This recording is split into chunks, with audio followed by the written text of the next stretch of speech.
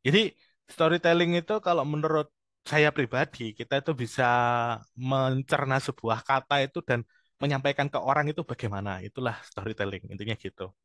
Apalagi dari, halo Kak Salim, halo. Iya, halo Pak. Jadi coba Kak Salim ceritakan saya tentang kepada ini teman-teman ya, sharing aja sambil sharing ketika pengalamannya harus mendirect atau istilahnya kerjasama dengan sutradara walaupun itu teman sendiri ya. Yang penting itu sebuah achievement kan. Coba di kan pasti hubungannya sama storytelling gitu kan. Coba Hmm. seberapa penting bagi seorang yang pengen di dunia tulis tentang storytelling itu sendiri. Silakan coba. Ya, terima kasih atas kesempatan yang diberikan. Jadi sebenarnya Ya. sekalipun di menulis film ya, satu short movie untuk hanya tugas kampus saja. Mm-mm. Dan saya juga pernah terjun menulis skrip untuk konten TikTok, konten Instagram ya. Walaupun itu hanya video-video konten yang hanya sederhana. Tapi saya pernah menulis skrip itu yang sampai akhirnya dia mendapatkan views banyak ya, sekitar 7.000 Mm. hanya untuk seorang small creator gitu. Nah, itu menyadari bagi saya menyadari satu hal ternyata storytelling itu penting itu. Nah, yang Mm. saya bisa sharing dari pengalaman yang saya dapatkan, itu storytelling itu harus relate sama audiens. Itu yang pertama Betul, betul. ya, harus relate sama yang namanya audiens. Dan yang Mm. kedua, bagaimana kita menggunakan kata-kata yang memang bisa menarik audiens gitu. Misalnya memang audiens kita ini Ya, yang ingin kita tarik adalah Gen Z, ya kan? ya, Gen Z mungkin bahasanya bisa kita rangkai supaya Gen Z lebih relate lagi, Gen Z juga lebih suka lagi gitu. Akhirnya ya. mungkin kalau melalui video mereka bisa saling share atau bisa save kan. Jadi di kontennya itu kan savable, shareable seperti itu. Ini yang saya lakukan ketika saya berhasil mendapatkan istilahnya income dari tulisan-tulisan saya. Yang pertama itu self mastery. Nah, teman-teman, jadi sekarang itu dunia tulis menulis itu bukan hanya tentang buku aja. Ya kan? Ghostwriter itu tentang buku tadi Kak Dia udah cerita banyak tentang ghostwriter. Scriptwriter Kak Salim udah cerita tentang scriptwriter. Ada content planner, ada penulis buku itu sendiri, ada konsultan penulisan, ada CEO content writer. CEO content writer itu yang tugasnya nulis-nulis tentang keyword yang pada akhirnya itu nanti diposting di web, di blog-blog atau di web intinya seperti itu. Nah, teman-teman di sini harus pilih lah. Jadi pengen fokus di mana? Dua atau tiga aja, nggak usah semua.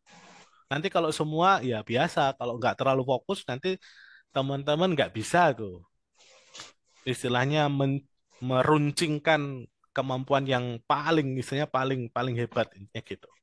Nah, yang kedua itu di dunia digital sekarang ini ya harus paham ini. Ini namanya framework digital marketing ya. Kalau teman-teman di digital marketing biasanya membahas ini tentang funneling. Dari orang yang nggak kita kenal, jadi orang yang memperkenalkan kita ke uang. Gitu. Pada akhirnya ini adalah tentang uang. Leverage itu adalah orang yang secara khusus itu bisa mengungkit atau meningkatkan value yang teman-teman punya. Nah, bangun personal branding. Lah, ini saya baru bangun Instagram ini baru sekitar 2 bulan. Tapi saya udah membuat modelnya kayak gini. Jadi terstruktur gitunya. Saya ya mungkin belum maksimal ya karena saya bukan secara umum bukan seorang yang expert di bidang sosial media. Jadi tapi tuh nah sekarang itu yang dilihat orang adalah Instagramnya, TikToknya, YouTube-nya, Facebooknya dan sebagainya. Intinya makanya dari itu saya membuka kesadaran diri untuk mengembangkan yang namanya Instagram ini karena saya lihat Instagram lebih apa ya lebih komunikatif dari segi baik itu mau feed ataupun pakai reelsnya. Kalau TikTok mungkin lebih cenderung ke trending itu ya. Oke. Yang selanjutnya adalah tentang eksekusi dan evaluasi.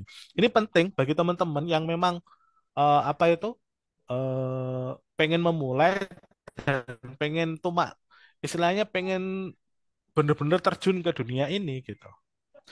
Nah, yang pertama nanti ya fokus on what important thing itu kayak goalnya yang bener-bener goal sampai tujuannya itu apa sih? Misalnya pengen dapat eh, 5 juta untuk tulisannya katakan. Ya, yang harus dilakuin apa? Untuk mencapai itu. Pasti ada tindakan-tindakannya kan. Misalnya ketemu orang baru, ketemu dosen baru, ketemu profesor baru, ketemu motivator, kenalan dengan beberapa motivator, kenalan beberapa selebgram, kenalan pada konten kreator. Intinya seperti itu. Ketemu sama orang-orang baru, bangun jaringan, bangun komunikasi. Itu yang disiplin kedua. Nah, yang disiplin ketiga, ya itu tadi ada angka-angka yang menyemangati. Istilahnya kalau dalam sebuah pertandingan kayak ada apa itu skor gitu kan. Kalau main bola nggak ada skor itu kan gitu. Intinya gitu. Terus empat ya harus ada tanggung jawab. Jadi silahkan harus bertanggung jawab tentang apa yang harus dilakukan. Nah, itu kalau menurut saya 5 langkah itu kalau dilakukan ya teman-teman bisa dapat cuan. Tentu nggak nggak instan ya, jadi nggak bisa instan langsung tek tek gitu. Nah, kecuali nanti dengan iklan ya. Jadi kita bisa beriklan ria dengan dibantu sama Facebook dan sebagainya. Ada Insta Apa? Ad, ada Facebook Ad, Hah? ada itu intinya seperti itu. Nah, ini yang jago nulis, jadi ini yang biasa saya sampaikan. Ini saya sampaikan secara singkat saja. Jadi intinya tetap bisa mastery role modeling dan sebagainya. Nah, saya langsung pengen ke ChatGPT teman-teman. Jadi bagi teman-teman yang pengen menggunakan ChatGPT itu ada caranya. Jadi nggak sembarangan ya. Jadi kalau nggak pengen kayak robot itu ada caranya. Intinya seperti itu. Nah, caranya gimana? Itu adalah dengan memahami logika dalam tiap prompt atau perintah dari ChatGPT. Jadi ada 10. Kalau menurut saya ada 10 sekian 10 prompt, pembagian prompt ya. Saya nggak akan bahas apa ya di sini intinya pahami perintahnya gini-gini dan sebagainya. Nanti dicoba lah nanti di lain kesempatan akan saya bahas ini tentang lebih ChatGPT lebih dalam lagi. Nah, yang paling penting ini ada ya, jadi apa itu prompt Hmm. dengan spesifikasi teknis, ada prompt berbasis eksplorasi, ada prompt berbasis membandingkan, ada prompt berdasar batasan, ada prompt berdasarkan analogi.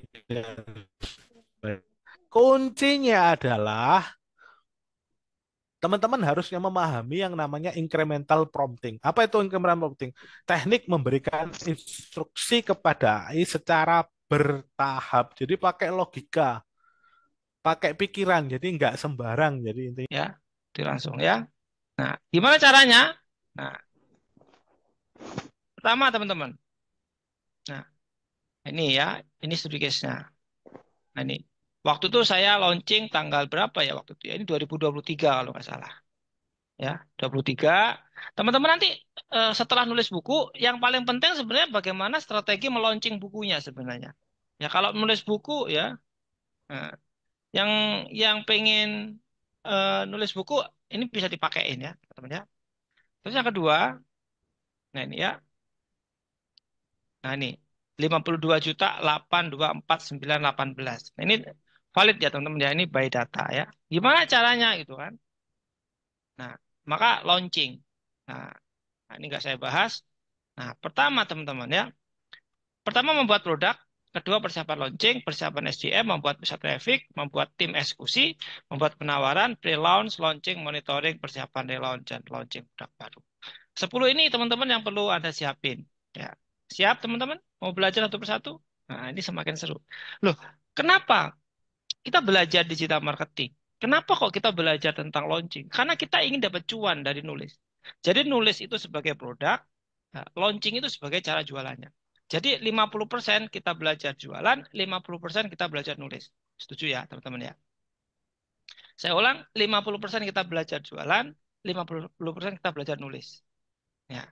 Nah, nanti Mas Toha bisa bantu untuk teknik nulisnya tadi udah chat GPT. Nah, sekarang biar imbang saya bagaimana cara jualannya. Ya, teman-teman bisa duplikasi saya ya. Asumsinya Anda punya buku. Ya. Maka pertama harus ada timeline dulu. Ya, ya, timeline. Ini salah satu bukunya teman-teman ya. Teman-teman bisa, bahkan buku ini ada e-course-nya ya. Nah, terus persiapannya lengkap banget teman-teman. Kita buat website, kita member area, terus marketing kitnya juga siap itu kan. Jadi persiapannya sangat siap banget kita. Ya.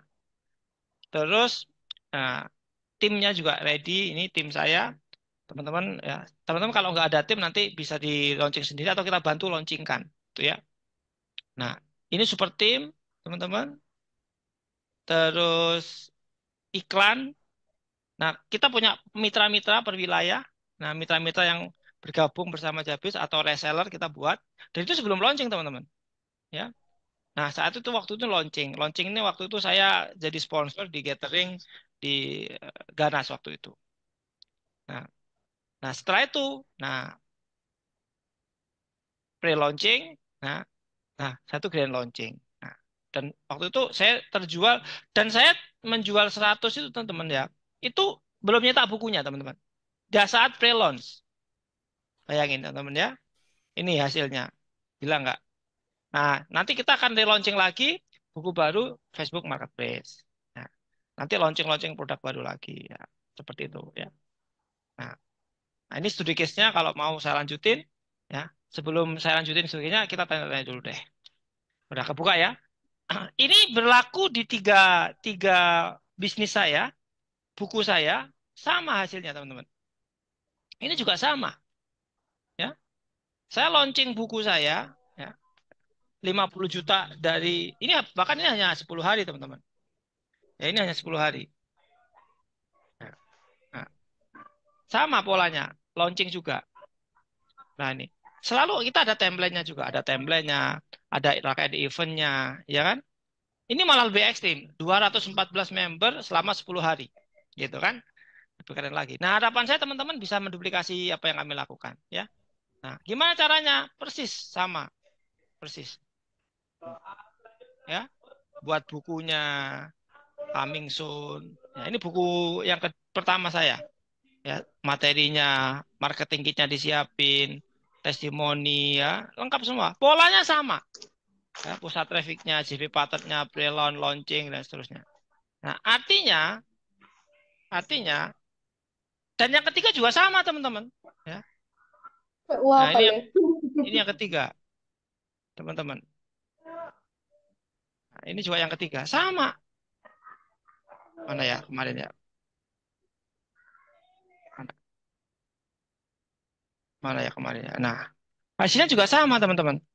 Ini nih, sorry. Ini yang ketiga, Facebook Marketplace. Ya, sama polanya, penghasilan sama. Ini tim saya ya. Nah, tadi ya. Nah, ini Facebook Marketplace juga sama, launchingnya juga. Launching buku ini, launching buku juga ini, teman-teman. Ya,